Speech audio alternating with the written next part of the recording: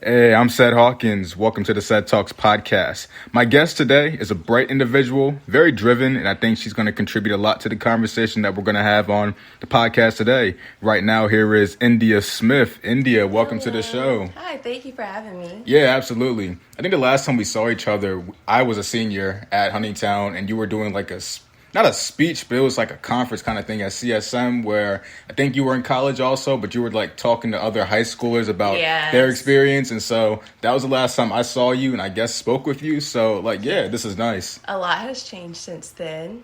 I went to college, realized it wasn't for me. So now I'm just working every day, but I'm more so I'm working to travel is my goal right now. Mm-hmm. Some people's goal is to go to school, get a house, start a family. That's not my goal right now because I'm 24. My friends, they have their own lives going on, but I was born into like a traveling family. So that's all I know is to travel, go to states, go on vacations. And some people are like, oh, you're always gone somewhere. But I'm like, I can't sit still. So that really made me realize in school why school wasn't for me. And also, not that school is a waste of time, because it's not. But it's definitely not for everybody. It's not for me. I don't like to study. I don't like to be told I have to come here for attendance, But one thing I will say, I am going back to school. So yeah. It's like an in-between thing. You get your freedom while in school, but then you don't have freedom while in school. And it's very hard, I think, living in Maryland for me, more so about school, because Maryland is a rich state. So any type of housing is expensive. Right. An apartment for maybe one bedroom could cost you $1,500 if you want utilities included. Yeah. And Maryland doesn't pay that much, minimum wage wise. So yeah. It's cool though. It's cool that we have options. Like, let's say like a couple generations ago, most people didn't really have options. Like the option was to go to school or the option was to go to work. And let's say the person wanted to go to college. And it's like now we have options. We don't have to go to college if we don't want to. We don't have to get a job straight out of high school if we don't want to. It's like we all have those options. And I think that's great. Right. And that actually leads over into social media nowadays, because our generation and future generations, everything's technology. Mm-hmm. You can make money easily online just sitting at home doing nothing. And it's just crazy to me because I'm like, people spend almost $100,000 for 4 years of education when other people are just being creative on social media, making videos, bringing in more than they'll probably make in their lifetime working. Yeah. With a degree, Yeah, it's crazy. Would you see yourself being an influencer, just blowing up, making all this money? If I was consistent, yes. Yeah. But I'm not consistent. Right. And I get bored easily. Mm-hmm. So, that leads to me. I have Twitter, Instagram, Snapchat, TikTok. I don't have Facebook. It seems like everyone and their mom does. But social media is just the thing now. Mm-hmm. So if I wanted to be an influencer, it would be easy. All you have to do is look cute, be on there active a lot. But I also feel like that takes a lot of time away from you. And mentally, I feel like that's a lot also. Yeah. It really is. I definitely get you with like the consistency part, because I'm someone that also gets bored doing what I'm doing. That was my biggest problem this semester, was just the classes I was taking. I really wasn't interested in it, but there are classes I have to take to go towards my degree. So that level of consistency just isn't there when you're just not motivated to do homework on earth science or homework for geography. I didn't want to do it. And that consistency was definitely hard. So it's definitely understandable to know what you're getting into, and you have to be consistent with it. Like the podcast, for example, I have to be consistent each week with every episode I put out, but I love doing it. Like this is my interest, this is my hobby, so that's what keeps me motivated towards doing it. Right. Yeah. I think that's pretty cool. You have a podcast, honestly. Yeah, thank you. You're my 94th episode. So I was like, oh, he has so many episodes. I started listening to a couple of them because I like to listen to podcasts while I'm driving. Yeah. So yeah, thank you. I appreciate it. You're welcome. Yeah, this month is Mental Health Month, the month of May. Mm-hmm. When we sit down, you and I, as we're talking right now, how would you say you are mentally today? Mentally, I can say from last year, I am way better. I'm doing very well. Last year with COVID hitting, it was really hard for me. because I'm a person clearly who likes to be social. I like to be out and about. But with COVID, everyone had to stay home. And yeah, I have friends that I could talk to, but they also have lives. You know, we're at the age where people are having families, getting married. So I had to learn to be content by myself and not depend on other people to be happy. Mm-hmm. So that was really hard. I ended up going into therapy, actually, because I was getting to a point where I was so depressed every day was just crying.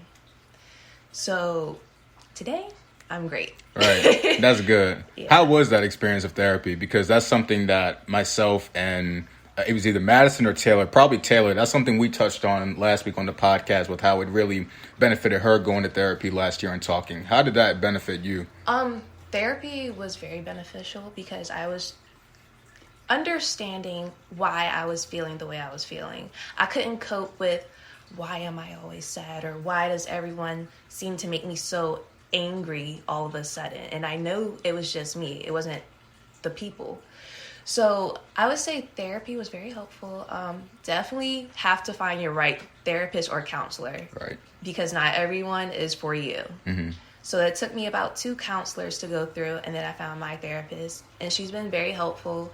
I've learned a lot about how to handle my emotions with others, because I don't know if you're into zodiac signs, but I am. And I'm a Pisces, so... I'm a Cancer. Yeah, so you get it then. I'm yeah. always like crying, right? Even if it's not necessary. Mm-hmm. And I learned that, okay, let me step back, think about it. Is it really worth crying over? Is it worth something to be upset over? Mm-hmm.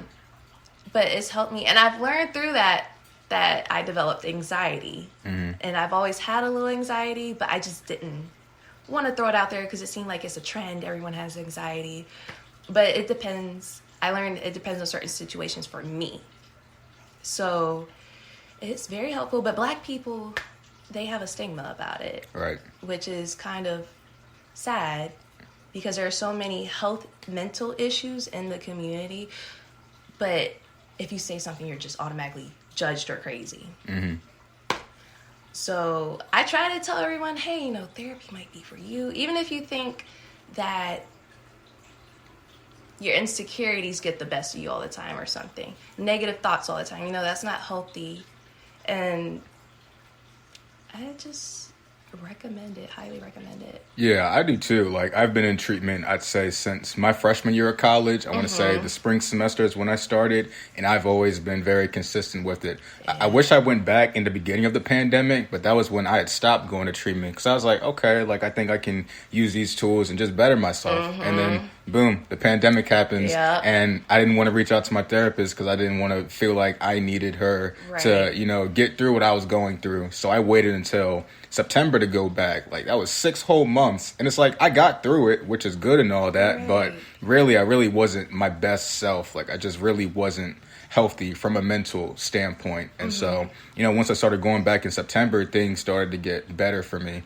Just in terms of talking to someone and learning different things about myself. Yes. Because I'm a Cancer. And I'm not sure if Cancers and Pisces, I don't know if I'm pronouncing that right. Yeah, Pisces. Yes. I don't know if those two align, but as a Cancer, I'm emotional. There are certain things that get to me, and I'm someone that wears my heart on my sleeve. So sometimes I carry that with me wherever I go, whether I'm subconsciously realizing it or I don't even realize it. Right. But it's on me. So going to therapy has really taught me how to better my emotions and just how to behave around others, because some people, they can't handle that. Right. And then some people can handle it. So it's all about a balance. Exactly.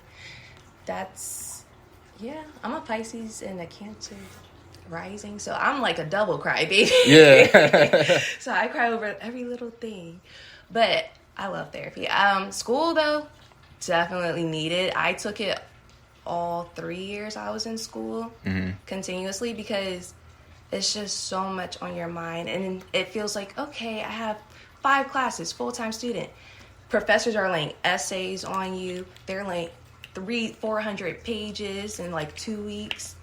And it's like, what do? I have 4 other classes. I've never been this stressed because personally, I feel high school does not prepare us for college at all. It really doesn't. So adjusting to college, I would say that every freshman should have a therapist, honestly.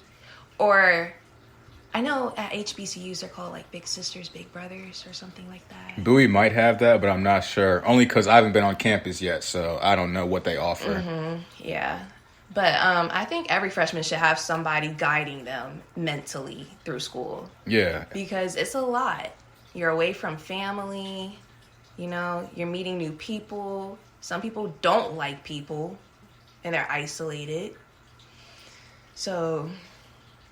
Yeah, CSM was a big adjustment for me when I first started off, just because my senior year, I went from having 3 classes, coming home at 10 o'clock in the morning, and then virtually doing nothing, to now I'm on this full-time schedule, getting out of school at 2:20, juggling all this stuff on top of working. So you had all of that. I wasn't prepared for that. Honestly, high school just prepares you to graduate because they just want to get you out of there and bring on the incoming, class of seniors coming through. So it's like they don't really prepare you for all of that. So they don't. Because I went to Northern. Senior year, I don't even think we really did anything in any of my classes. Luckily, I had already got accepted into the school I wanted to go to.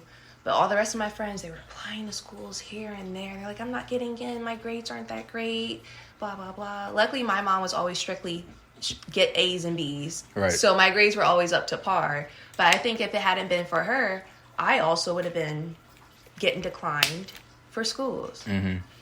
And now it's more of a competition, I feel, because, say, I went to a private PWI for my first school. It really wasn't competition for me to get in because I'm a minority. But at Bowie State, they had me on a wait hold. Oh, and I was just a little confused because I'm like, okay, I thought HBCUs accepted all black people. Why am I on a wait list for it? So... I'm sorry. No, you're good. You're good. But like my question to you is, because while you were talking about that, I just got to thinking, do grades really matter? Because you think about these big job corporations and it seems like they're worried about, if you can pass the test needed to start that job or that career, or what you did to get your degree to, earn that job. So it's like, at the end of the day, do grades really matter? I feel as though they do.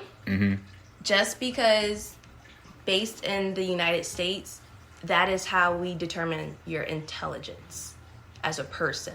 As sad as it is, we judge people by their clothes, by the way they walk, talk, act. So I feel yes, grades are important, but do I feel as though they are important for you to maintain a job, get a job, learn new skills? No. Because at the end of the day, you're going to learn whatever that company wants you to know. Whether it's a whole different software that you've never worked with. They don't care what you know about Windows. They want so-and-so software. Do you know how to do that? So that is my real problem with college overall, is how they make you take prerequisite. Yeah, prerequisite. Yep. Classes. Like, I was going to school for accounting at first. That was my major. What does reading about Atticus and his daughter have to do with numbers and banking, Exactly. And it's like, I made it here. Clearly, I can read enough for me to understand things. So why am I taking another class about English, Yeah, I feel you. And I feel like that's like the tricky thing about college is like you could go in and you could totally know what you want to major in, what you want to do, but you still have to take these prerequisite classes just to still try to figure out if that's what you really want to do. Meanwhile, some people have no idea what they want to do. Right. And they're just going to college with an open mind. So that's like the tough thing about it. Because when I first started college off, I wanted to do computer science. And then literally before I started, I was like, I changed my mind. I'm going to do communications. Then I changed it to psychology. And then I changed it to business. So I just kept changing until I finally stuck with education. And that's what I'm going towards. But if I had just gone into college with thinking I wanted to do computer science and I had no option to change it, I don't know what I would do. Yeah. I think I'd go crazy. So it's tough. It is. I was the same way because when I first went to school, I didn't have a declared major. I knew I was interested in accounting, but I wasn't really sure if that's what I really wanted to do. So I went in and I took accounting classes, learned it wasn't for me. So then I was back to the drawing board. I was like, okay, what do I want to do? I'm good with money. Let me do business administration. Did that. I don't really know if I really want to do this anymore. Mm-hmm. So now I'm stuck again. Because, like, I was looking at child education, actually. Mm-hmm. But then I'm like, do I really want to be in a class with kids and have to watch 20 of them by myself? You know? Mm-hmm. Because that's a big responsibility. Mm-hmm. So, clearly, I'm still deciding. But because I have my degree already halfway, almost done, I might as well just go ahead and finish it. Right, exactly. But a lot of people that I know have their degrees do not work in their fields at all with their degrees, which is crazy to me because I'm like, you spent 4 years and maybe $100,000 to get this degree and you're not even in your field. You're selling cars or you're working at McDonald's, you know? And it's like, why go to school if I can make the same amount as they're making right now? Right. And I'm okay with that. Yeah. I like how, your age at 24, you seem to be okay with the fact that not everything is figured out for your life. And you're just, you're kind of going with the flow of everything. And once it clicks and once you figure out what you want to do, you're going to go for it. Because like a lot of people around our age group between 20 to 25, it's stressful because you see people graduating, you see people getting married, doing all these big things and stuff. And it's like, here you are still stuck a little bit, but I like how you seem to be perfectly content with what you're doing while still striving for the best. Like I hope I can achieve something like that.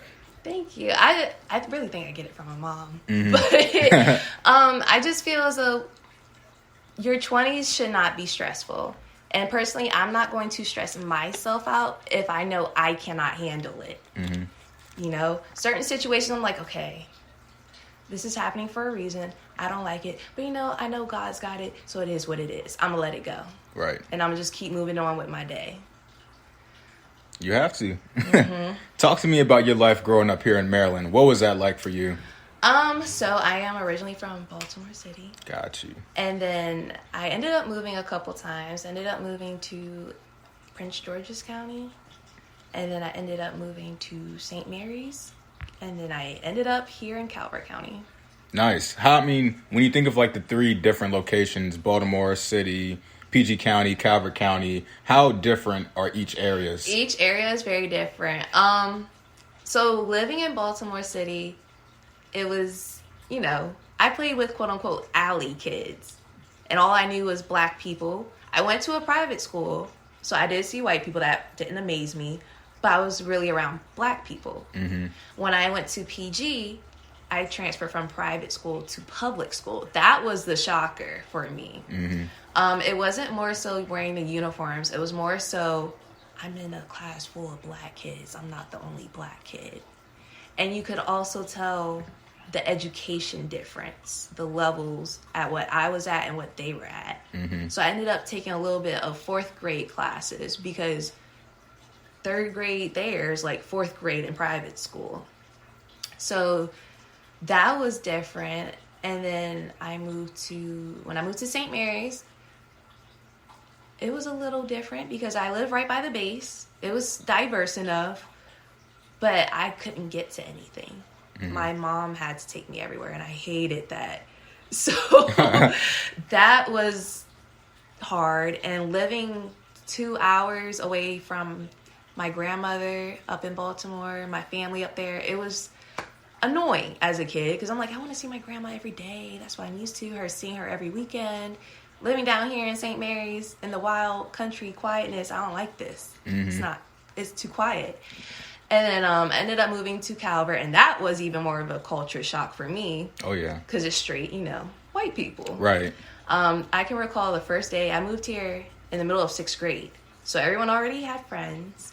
And I ended up having to go to the doctor's office that day. My mom came and got me from school early. And then she took me back, and I sobbed because I did not want to go back to that school because I was like, there's so many white kids. I'm literally the only black kid in here. All these honor classes are a little hard for me. I don't understand what's going on. So it was definitely a difference everywhere that I moved to, but I'm grateful for what I've learned from those different areas. Right, absolutely. What do you think helped you finally cope with being where you were at while making all of those jumps and all of those moves? I think just making genuine friends. A lot of my girlfriends I am still very close with to this day. Some of them I met in middle school, and then some I met around sophomore year of high school. So I will say I was able to make genuine connections with people from different places. And that's what really helped me not, go off on the edge. Like, oh man, there's no black people. I can't relate to anybody around here. And I gained sisters for a lifetime. I can say that for a fact. Yeah, that's nice. I would say for me, I had a job in PG County when I was 17 years old. And that was my first time being around a lot of black people. Because all my life, I've been around, white people. I've been sheltered pretty much here, not really exposed to much. So once I was out in PG County with all of that, I was like, oh man, I don't know how to act. Should I act like them and do what they're doing, or should I just be myself? So I think the first 2 or 3 weeks when I was there, I was just keeping to myself, observing, looking to see who to talk to and who not to talk to. And then I just decided to, be myself, and people just started to gravitate towards me. And that taught me, all right, I can hang with black folks. All I can do is just, be myself. Right. Yeah. They're, learning other cultures. Like I would say PG, they are definitely different from Calvert people. Oh, yeah. But once they learn where you're from, they're like, oh, okay. Where's that at? Right. Where is Calvert? Over at the Bay Bridge? It's like, no, man. Oh, is it by Waldorf? No, man. I'm like, it's under Upper Marlboro in a way. They're right. Like, where? You would have to drive them to this place and show them what it's like. That's the only thing about going other places. And, it's great. Calvert County is a great county. Of course, there are certain racist people. But otherwise than that, if you have a family, I would highly recommend to move out here to raise them. But for a single person, unless you like the quiet life, it's not really meant for you. Yeah. See, I like the quiet life, so this place is meant for me. Unless I venture off someplace else to another quiet area that's similar to this place. But at the same time, I do still want to spread my wings a little bit. Maybe go out into the city, see what the city life is like. Because, I've never experienced that. It's always been Calvert County to me. So I always think it's cool to talk to different people and learn that they like to travel and they've been to all of these different places. Like, I find that interesting. Yeah, I just like to go out and I like to, have fun sometimes. Yeah, exactly. But now I'm an old lady because of COVID. I like to be in bed by 9 p.m. Grandma. Do you have a favorite place that you've been to? My favorite place, I'd have to say, I guess would be the Bahamas. Oh, that's nice. I've been there also. Yeah, I really like it. Yeah, I was 13. I took a cruise there. So we went through Florida, and then we got straight to the Bahamas. I remember the water was so clear. I was 13. I had never seen water at the beach so clear in my life because I'm so used to, like, the bay and how dirty and polluted it is. Man, that water... You could see your feet and everything. That water was so clear. I saw a chicken bone in there. No cap. I'm being so serious. I saw a chicken bone in there. I love the Bahamas. I love going there because... they try to get tourists, the most out of tourists that they can. And they're always like, oh, do you want to get your hair braided? I'm like, girl, I had my hair braided when I was like 8 with beads. I'm okay. Thank you, though. Yeah. But the people there are so sweet. And the locals, even though they tell you not to deal with the locals, for our kind, I think it's okay. Right. Because I actually went to one of their parties when I went to visit a couple years ago. I had turned 19. I went there. And they're like, oh, yeah, there's a party, and it's your birthday. We'll celebrate it. That was the craziest party I had ever been to. I had so much fun. They're like, yeah. I was like, oh, I have to get back on the cruise ship. We'll just do it for 2 hours right here. They were the nicest people. So I would definitely go there. But I have other places I would love to go, especially now since COVID has decreased in deaths and stuff. Yeah. And I've also got my vaccine, the shot. So I'm just like ready to go. Oh yeah, exactly. And we was talking about also last week about the vaccines and stuff. Like I got my final vaccine in February, so how did you feel? I felt good. Like the second shot, I felt great. The first one was kind of awful, but I also got my wisdom teeth out that week also. Oh. So yeah, I was down bad that week. My arm was sore, man. I was just hooked up on medicine and stuff like that. But I mean, besides that, I just had a bad arm and I had like headaches after my first shot. Okay. But the second shot, I felt nothing. Like, I felt Really? great. Yeah, like I just went about my day as usual. I'm nervous for my second shot, honestly. It'll be all right. Everyone's saying, oh, I felt like this. I had the chills. Oh, I had a fever, you know? Mm-hmm. So that's what really makes me nervous because I'm like, I don't do well with the flu shot every year. So I'm like, this COVID vaccine better not give me COVID. Right. Or else I'm going to have to fight somebody. Exactly. I mean, when I've always had my flu shot, I've never had issues with it. Like, I've always been fine. And even with this shot, like, I feel fine and I still feel fine. I'm probably not immune to getting it because, yeah, I'm vaccinated, but there's still a chance I could potentially get it. But still, I think that chance has decreased because of the vaccine. Right. And honestly, I think the vaccine is going to become something that you have to get in order to work somewhere or to go to school somewhere. Just like how they have the chickenpox vaccine and the TBD shot. I feel like it's going to become one of those. So I don't really know. It makes me nervous because a lot of people are against it and then a lot of people are for it. So I don't know in the next couple of years to come how that's going to work. And I also question, is it something we're going to have to get every year? Just like how you get the flu shot every year? Because, you know, viruses change strains. Right.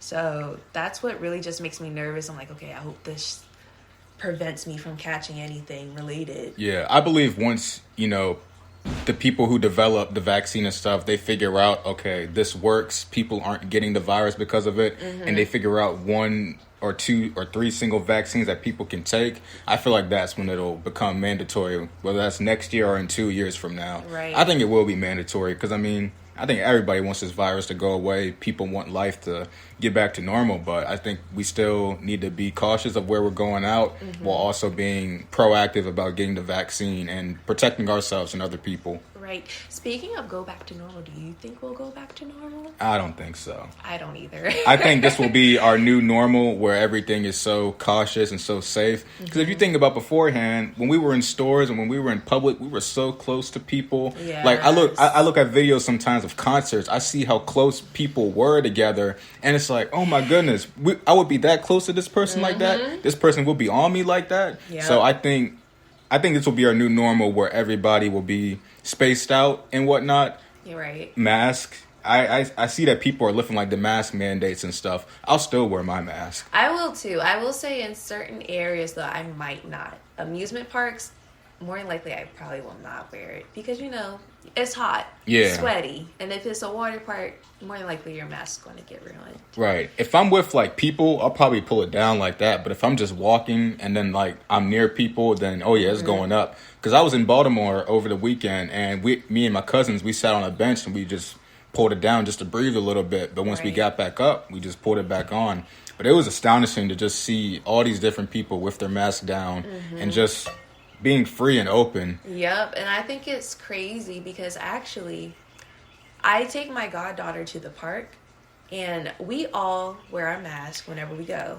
Even if we're vaccinated, we're still going to wear our mask for the kids, you know. But if you would go to, say, Dunkirk Park, I promise you, none of the kids there have masks on. None of the parents have masks on. It's really amazing to me how people are just like mask carefree, you know, especially around children. Like, you don't want to protect your little ones. Yeah. So, to each their own. I mean, we do live in Calvert County, a conservative county. No offense to all my conservatives listening to the podcast. I still love you and whatnot, but I just want you to wear your mask. Right. And honestly, it's to the point where I'm used to it. I automatically go places. Oh, where's my mask? Let me grab my mask. Just like how I always have my phone on me. I always have my mask on me. Yeah. Did you get the Moderna or the Pfizer vaccine? Pfizer. Everybody's gotten the Pfizer. I got the Moderna. Oh, really? Yeah. I don't think most places, at least the ones I looked at, didn't have Moderna. One of the places had, you know, JJ. Not doing that. Oh, no. Oh, negative. But everywhere, I think, has Pfizer. Because I think that's one of the most popular. And I think they're making theirs vaccines faster. Yeah. Honestly, in production. But, I mean, I feel fine. I felt fine. Of course, I had a little arm soreness just a little after I got shot, but I was fine. And, y'all, I'm a baby. I don't like shots. I don't like needles. Yeah. Shifting gears from that, how would you describe the relationships between your parents? How did they influence you to become the young woman that you are today? So I was raised by my mom. She's a single mom. Got you. I had to learn to become independent at a really young age. She ended up having my brother. So I ended up being, the big sister who looked out for the little brother, make sure he would eat. If I had to pack our lunches for school, I would pack both of our lunches, So it really forced me to grow independent. And I can say a lot of my friends will tell you that I am very, well-driven because of that. And she taught me more so how not to care about what other people think about me. Because at the end of the day, I don't know you. Right. I will probably never see you again. So a lot of people will say that I'm confident, but I'm like, she's the reason why. My mother is the reason why. She instilled in me that I am smart, that I'm beautiful, and not to ever let anybody play with me, my intelligence. Mm-hmm. My grandmother also helped raise me. So I think that's where my kindness and my loyalty comes from, because she's a very kind woman and she will go out her way to help anybody. And I'm the same way, essentially. I will go out my way. Even if I give an attitude about it, I don't want to do it, I will still do that because I'm like, you're my friend. And that's just something I learned from my mom and my grandmother. Mm-hmm. When I turned 15, got my license. As soon as I turned 16, got my own car and everything. So I've always been independent. Most things I own is bought by me. I've always had a job. I'm always working. Even if I'm out of a job, I'm still making money some type of way,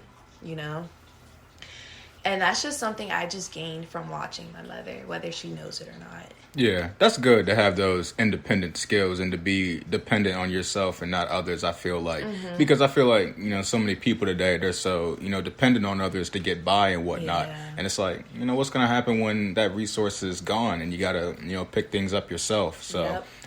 And that's one thing I'm grateful for, because she's taught me things, and I've realized it as an adult now, that she has taught me things over the years in case something happens to her, and I know how to take care of myself. I know how to take care of my brother if he needs something. Right. And it's sad, but in today's world, it's necessary to prep your kids for that, because the world is not a nice place. No. At all. And it's just, you can't go out here being clueless and not knowing, how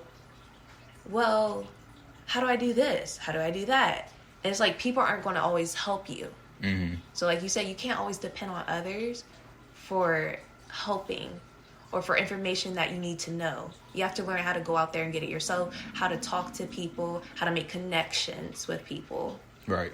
And that is something I do very well. Yeah. A lot of people don't know that, but I'm like, I have all these friends, but I'm like, I made very well established connections with them. Right. What's the importance of networking and having good connections with people? Because I feel like that's something that should be stressed to others. I would say clear communication. A lot of people are scared to hurt other people's feelings, or they're very sensitive, and there's not a problem with that. But you have to learn to distinguish information that's helpful for you versus, they don't like me. They're just talking that because they think they're better than me. Insecurities or something. I think that's very important. And for me, I'm very blunt. I will tell you straight up, if I don't like something, I don't like it. If I feel as though I could do better, I will come up to you and be like, hey, is there anything I could do better? But I think that if you're not clear, it leaves a lot of mixed signals. Mm-hmm. And honestly, that spills over also into relationships, because I'm not an advice giver to people, but people like to come to me for advice. And I just tell them, I'm like, you just have to stop and think. Is this something to freak out over? Is this going to hurt their feelings? And if it does it matter to you? And as shallow as that might sound, that's just how it should be. Right. you know? Yeah, like for me, this was the first time this year that I've given advice to people. Because for the longest time, because I've always been the youngest in whatever group I'm in, and so I've always been the one seeking advice from others. And then this year, all of a sudden, I have people coming to me for advice. I think I went to one of my uncles. I was like, "Unc, what do I do?" You know, I've always been asking advice for people. Now I'm the one giving advice to others. And he was just like, you know, if that's your homeboy, if that's your homegirl, you got to be honest with them. Yeah. You know, there's no need to be passive about it. You know, don't leave the conversation thinking what you have in your mind, and then you don't say it to them, and then that's going to affect them in the long run, all because you didn't say what you wanted to say. Right. So now I'm more blunt with what I say, but I'm still respectful at the end of the day. And I try to not be too delicate with their feelings while also letting them know, hey, this is what it is. This is what I think you need to do. But at the end of the day, it's all up to you and what you want to do. And I'll be there to support you. But I think you should go this route instead of that route. Right. And then it's like sometimes it works and then other times it doesn't work. And we're back at square one. Yeah. But I'm always there to, you know, support them and be there for them. That's how I am. And it's just like, I don't know. Advice is a tricky thing. It is. Because it's like you don't want to be a hypocrite. But at the same time, it's like, take the advice. Don't come to me if you don't want advice. Right. And like I said, it leads back to people being very sensitive. And I think social media plays a major part in that. Because of, you can go online and post anything about anybody and do it anonymously. Yeah, you got it right. It's always been a hard word. But yeah. So, like all my socials, I want to say are private, honestly, because I'm just like, I don't need people to look at something, pick the littlest thing about it, be like, oh, well, you could have did that better. It's like, okay, who are you to tell me that? Right, get off my case. Right. Hop off me. And not everybody needs to see what I am doing. That is also why I do not post everything that I do or hang with, people I hang with, or trips I go on all the time. Because I feel as though nowadays everyone puts their business on social media. Exactly. I agree. Like, I published a book earlier this year in February. Oh, really? Yeah, it was a poetry book. Oh. And so that was the plan since December, but that was just between myself and my aunt. And so once everything was put together and I was ready to release it, I finally made the announcement. That was a secret I kept for like 2.5 months. I ain't tell my mom. I ain't tell my grandparents. I ain't tell nobody. That was just between myself and my aunt. So once I made the announcement, people was like, you made a book? Yeah. Why didn't you say anything? Why didn't you tell me? I was like, I didn't want to put my business out there. Because I know you. I know you like to talk. You're going to make those networks for me and those connections, which is great. But I don't want you to go out and say something and then something pops off and the book doesn't come out. Right. And people are like, hey, where's Ced's book at? You said Ced's book was coming out. And then all that wouldn't have happened if I would have just kept my mouth shut and kept it to myself. Right. So I kept that secret to myself. And once it went live on Amazon, I said, hey, I got a book out. You want to buy it? That's amazing. I honestly didn't even know you had one. I'll have to go buy it. Yeah, thank you. I'll definitely text you the link after this. Okay. But yeah, it just goes back to what you're saying. Like, not everybody needs to know your business and what you're doing. Because once people see what you're doing, it's like they think they know everything about your life and they think they can tell you what to do and how you live your life. Yes. It's like, yes, I have this podcast, but I'm not always putting my business out here on the podcast because people can easily go back and listen to it. And then what people like to do is take the words and twist it around. Exactly. And that's why I'm just like, should I post this? No, I'm just save it for myself. Right. For my memories. Like recently, who was it? It was somebody on Instagram. Portia, I don't know. I'm not in the pop culture. But it was, I think Portia or somebody slept with Drake. Oh. And she was, not Portia, but somebody slept with Drake. And she was engaged to somebody for 8 years. First of all, why is that business out there? Right. In general, you know? And it's like, is it out of bitterness? Did she say something?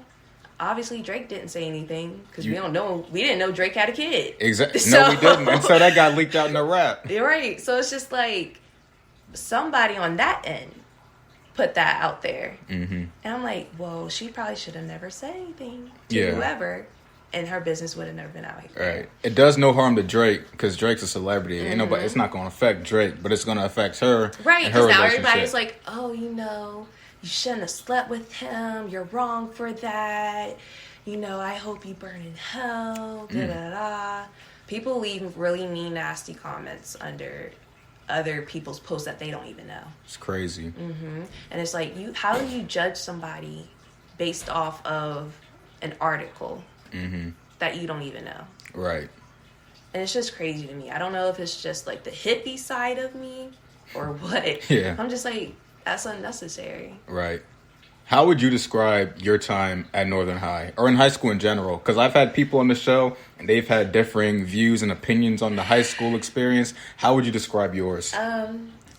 If I had to go back in time and do high school, I would do it over. Just not at Northern. Northern was interesting. I had a difficult time adjusting, I will say.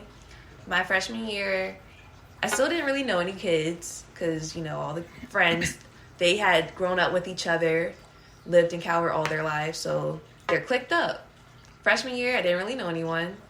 Sophomore year is when I really met my girlfriends that I call my sisters to this day. They're really the ones that made high school better for me. Because I think otherwise than that, I just would have been one of those quiet kids that didn't talk to anyone. I would come there, do my work, go home, do homework, go to sleep. Or go to practice, whatever I had to do. So, Northern was interesting. The kids there are they're just Calvert County kids. Yeah, they're interesting. They're a very interesting bunch. They're very clicked up. Oh, yeah. Sports wise. Luckily, I got along with everyone in their cliques, so I didn't really belong to one certain clique. Right. But they take their sports very seriously. And I had never been around a school or an area that took lacrosse so serious. I didn't even know what lacrosse was until I moved to Calvert County. Right. So it was just, for me, it was a difference of, okay, I do have white friends, but they're not my friends I would bring over because they wouldn't know, black culture. Right. How to properly, greet somebody when you enter their house. Because for me, I grew up learning no matter what household you go into, you speak to them. Even if you don't like them, you say hello. And take your shoes off. Yep. So that's why I'm just like, white kids, they're cool and everything. And I do have a couple of really good white friends. But Northern's teachers were also a little hit or miss. You had some that cared about you learning what you're supposed to learn. And then you had some that didn't care. They just wanted you to pass and get out their class. Because for me, math, I had a math teacher. Nobody really liked her. I didn't like her because she down-talked me like I was a 4-year-old when I had questions about something. And I didn't like that. And she would always pick on the kids who never knew the answer to things or had the hardest time grasping the concept. So that experience made me learn, okay, not all teachers are meant for teaching. But I will say that I met a lot of wonderful black girls and black men now. Black women now. But it's also different. Right. Because they knocked down Northern. So now it's like a whole new school. And I'm like, I didn't go there. I went there. Where Northern Middle is, that's where my school was. And now it's just like, what is this? It looks like High School Musical. And a lot of the teachers that were there when I was there left. Never had a stable principal. The whole 4 years I was there, I think we might have had one principal who stayed for 2 years. Wow. So for me, Northern was a joke, honestly. That school was a joke. I didn't take anything serious. I didn't even really take the teachers serious. I respected them, but I didn't take them seriously. Right. Because I also, like I said before, I feel like they didn't prepare my class, at least, for college. And a lot of us now, we're just, quote unquote, living life day to day. I've realized, though, a lot of people like to stay in Calvert County, even after high school and college. They just come back and live here. Is it just a comfort thing, you would think? Or? I think so. Maybe it's a comfort thing, or maybe this is just home to them. Because I know, like, some people, like, they just stay, you know, like this is home to them, and they don't want to see anything else, or they don't have that open mind to just go out and venture out and explore. And some people are just, you know, they're just content here. It's like, okay, you know, I live here, I'll work my job at Giant, and I'll go home, eat dinner, and that's it, you know. Some people are just content, and it could be just a comfort thing where there's a lot of fear of branching out. Honestly, I had that fear at one point coming out of Huntingtown. Like, I didn't want to go to college or live in a dorm or anything like that. I just wanted to stay here, you know, go to CSM. If I go off to Bowie State, I'll just do all my work online and just, you know, stay here, just be content with it. And I think this virus has showed me that I do have the potential to mingle out and meet other people that I don't know. Because with this podcast, for example, when I first started it, I talked, the first like 10 episodes were people that I knew. And after that, I realized I have to branch out and I have to talk to others if I want this thing to grow. Right. And it was very scary because I'm someone that likes to keep to himself and keep with his little group. But I had to branch out and do that because this is what I wanted. God saw a vision in this. I saw a vision in it. So I just branched out. I shot my shot and I messaged people that I didn't know and said, hey, I got this podcast. How would you feel about being on here and having a conversation? And sometimes it worked and I had great conversations and those people became my good friends. Other times the conversations, you know, weren't so great and I just stopped talking to them. And some people just leave me on red. They don't even give me the time of day. But I let that go. And that used to affect me. But now I just like, all right, it is what it is. If you don't want to, you know, do this opportunity with me, then I'll just let you be. Right. But it's like I had to really branch out and just bring my personality out that I've tried to keep hidden for so long. And so by doing all of that, that showed me that I am worthy of being on campus, mingling with others, talking to different people. So when campus does open up and I feel safe going on Bowie's campus, I'm going to do it. And I'm going to join as many clubs as I want to and just branch out because I don't want to be comfortable still here. Right. Like, if I want to come back to Calvert County, it's when I want to just settle and have a family and just do all of that. But yeah, I do think people stay here because either they're comfortable or they're just content being here and they don't want to branch out. Right. Because I've only met city people that are like that. So when I moved out here, I was like, why does everybody know each other? Why is everybody related to each other? That's when I was like, oh, nobody leaves Calvert. That's interesting. Yeah. It's easy to stay here, though, because everything is so small. It's quiet. It's not as fast paced. And I don't know. There's not much to do here. And some people don't like the fast life and always being on the go. So, you know, some people stay. Or some people may have a job and they work out of the county, but they come back here and they don't want to really, you know, branch outside of the county. Right. I don't know. With me, I'd like to branch out and explore, see different things, and then come back here or come back to an area like this when I'm older and just settle. Oh, yeah, I would definitely probably live out here older. Yeah. Or like you said, raising a family, I would definitely do it. Yeah. But as a single 24-year-old, nah, I'm ready to go. Yeah. What college did you end up going to, actually? I actually went to two. I went to Mount St. Mary's University, which is a PWI, it's a private Catholic school. And then I ended up transferring to Bowie State. Got you. How were those experiences like? How would you compare each college? At PWI, I was more so tight-knit with my friends there because it's mostly, you know, again, white kids. Majority of us, though, we weren't even Catholic. Like, half of the school population wasn't even Catholic. So, right. It was... I will say the class sizes were small, which I loved because I liked the individual one-on-one help if I needed it. The only thing I didn't like about the school was how I was up in the mountains and that was my choice. But it made me realize that I like to be in the city. I like to be in the suburbs. The rural mountain area is not for me. So that's partly what made me want to transfer to Bowie State. Because I was like, you know, I know Bowie, PG. I don't mind being back at home. So I ended up transferring to Bowie.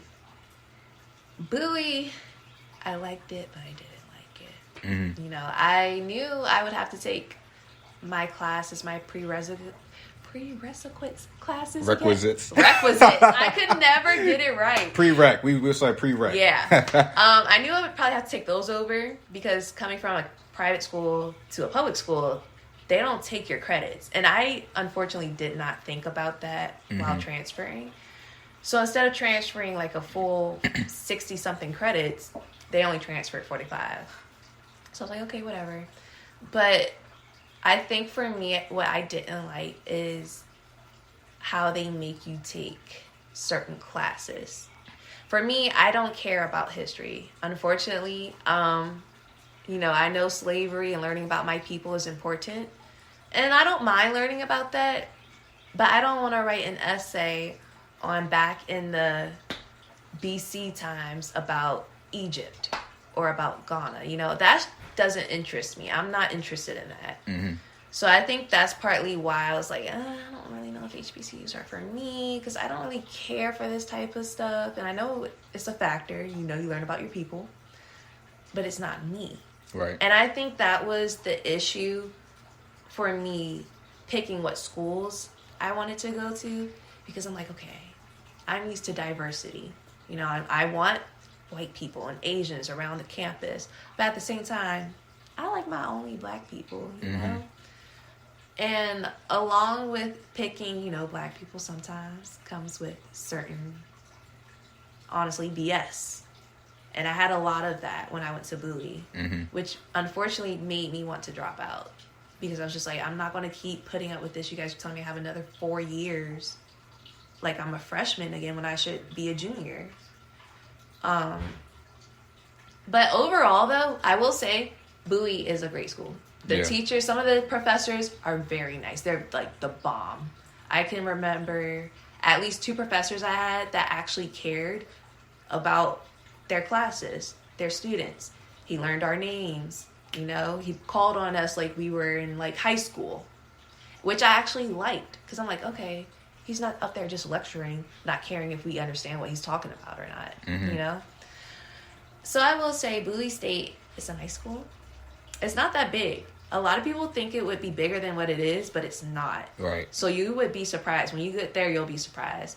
But I just didn't like how I had to take PE. Why do I need to take PE for?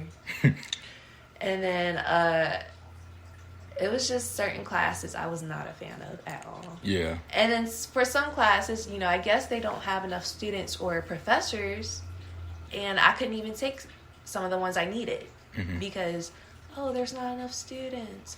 There's not a professor to teach. I'm like, so what do I do then? That's what I need for my credit, So that was my only really frustration with Bowie. Yeah, and I think my frustration with college sometimes is a lack of communication. Like, it's up to you to reach out to these advisors and your professors to, like, want help. It's like they're not coming to you. You have to come to them, especially with advising and your credits, because you could be just choosing your classes when it's registration time and nobody is telling you what you need to take. Yep. And then when you are applying for graduation, it's like, hold up, you need this, this, and this in order to graduate. And you're like, well, why didn't you say nothing to me? Oh, well, you didn't come to me for that. And unfortunately, I know so many people have had that conversation. Yeah, exactly.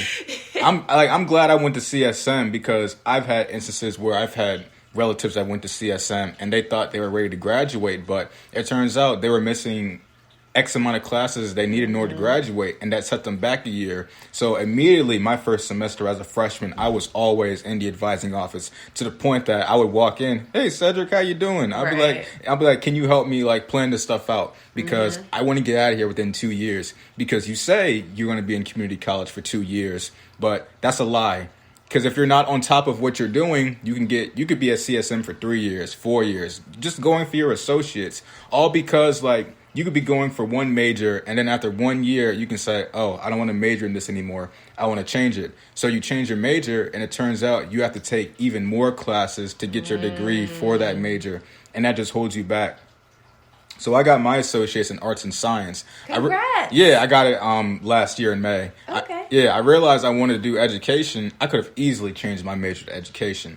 But I realized if I did that, that would have held me back even further because I would have had to take in these math classes and these EDU classes just to get my associates in education. So I was like, you know what? I'm just stick with arts and science. I'm going to do what I have to do. If there are any classes I can take here that can transfer to Bowie, I'll do that because I don't want to hold myself back another year or 2 years.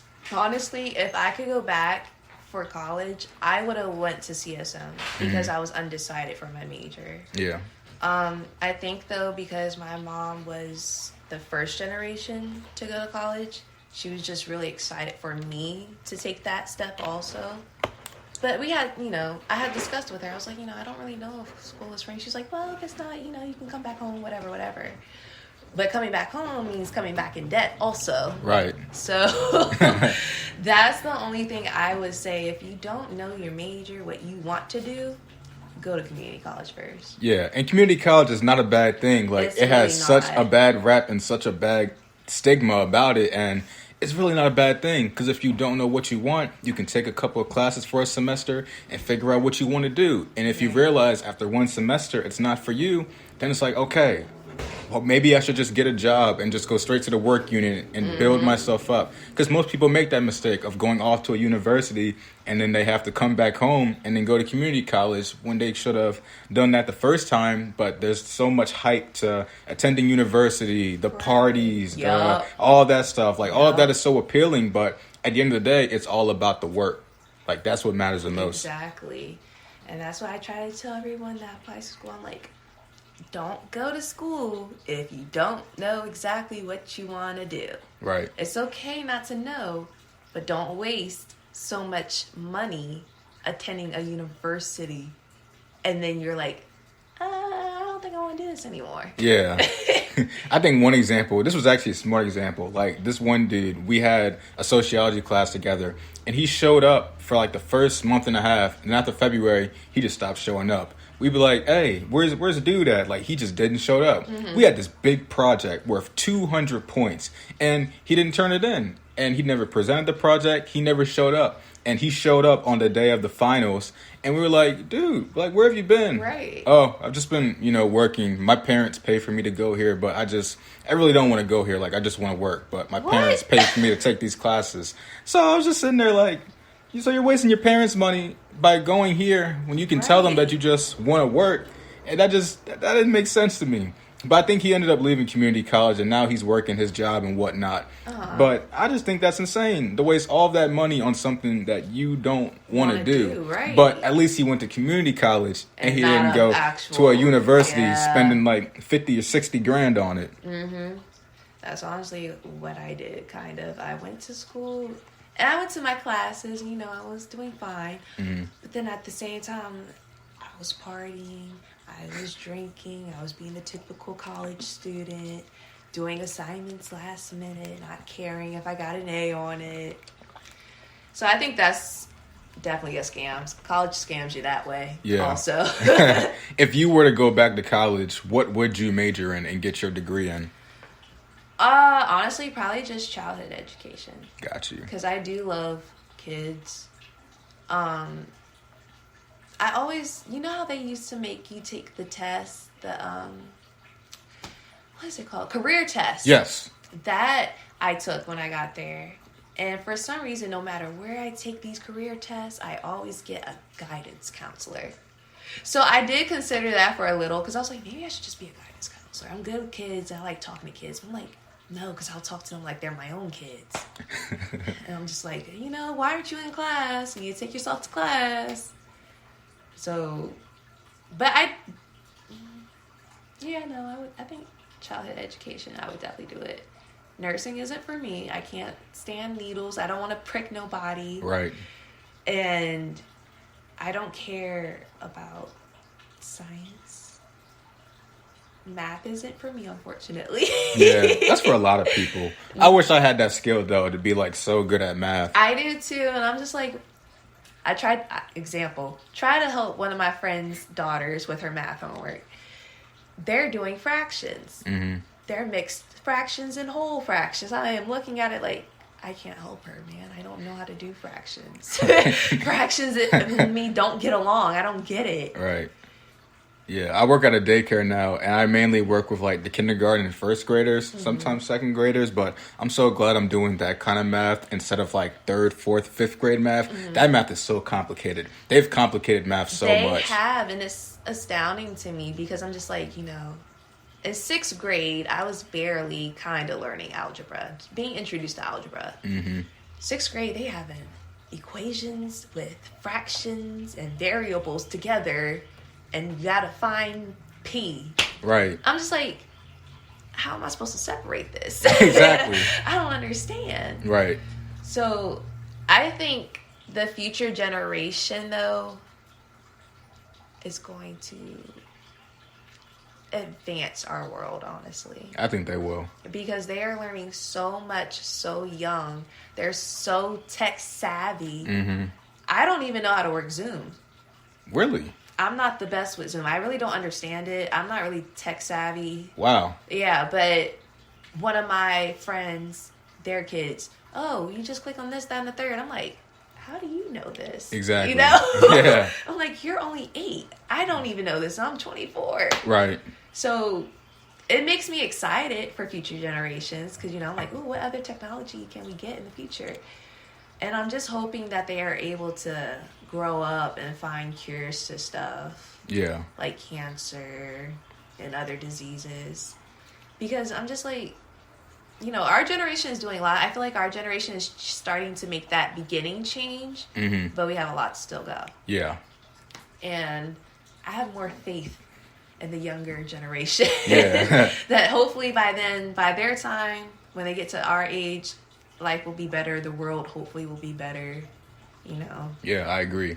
As this year, I can't say it's coming to a close, but we're halfway through the year once we hit June. What are some of the things that you would like to accomplish before this year wraps up? Definitely would like to go back to school. Even though as much as I talk, school isn't for everyone. Personally, my lifestyle, I know I need to go to school for. So go back to school. I'm hoping and praying that maybe I can get my own apartment. Because those are the 2 things that I'm just working on at this point. And I'm working towards my apartment, but I'm like, traveling sounds a little good too. Oh, yeah. Yeah. Get your degree and take a gap year. Just travel. That's what I was thinking. I'm like, maybe I should just do that. But then I'm like, bills come and go. I got paid those. Right. So I'm like, unless I marry someone who has money that wants to take care of me, I got to get a degree. So right. Those are my 2 goals for right now. All right. And so my final question to you before I go ahead and let you go is, if you could offer a piece of advice to your former self, your younger self, what would you tell that young India? Stop. Think.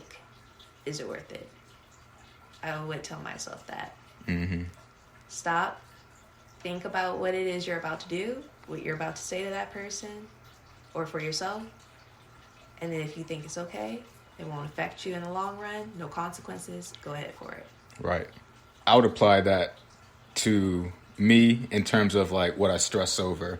Like stop, think, is it worth it? Right. Like, should I be stressing over this one assignment that I think I did so terrible at, but I probably did good at? Should I be stressing about this one person that hasn't hit me back? Like, could it be that they're probably busy doing their own thing and they'll get back to me later? You know what I mean? So I think I would definitely apply that to my life in terms of what I stress over or think about. That's something that I live by day to day, besides YOLO.